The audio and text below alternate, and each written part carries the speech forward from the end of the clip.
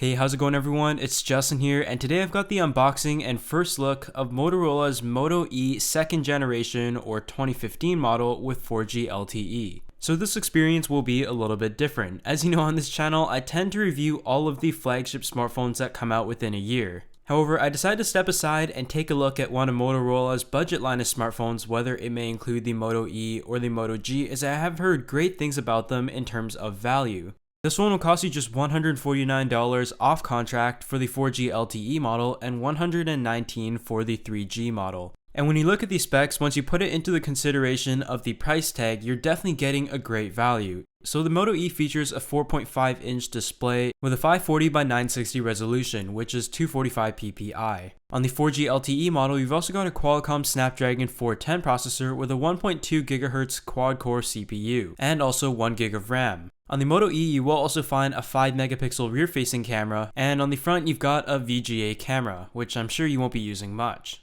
So now onto the unboxing part of this phone, and I don't anticipate to see a whole bunch of extra things such as headphones, as after all, this phone is $150, which is probably a good thing, as you know all your money is going into the phone itself. So just opening it up, we are greeted with the Moto E right away, and as you can see, it looks quite similar, if not almost the same, to the original Moto E. It is also available in white, however I don't think my store had that one in stock, but the black one does look pretty sleek and simple overall. And just setting that aside, let's just lift it up, and I'm pretty sure it does include a SIM card, as it is a phone that is off contract and meant to be prepaid. And below you will also find your charger, which for some reason is connected to the power adapter, so it isn't a charge sync cable. Other than that, you've got your instruction manual, and that is pretty much it.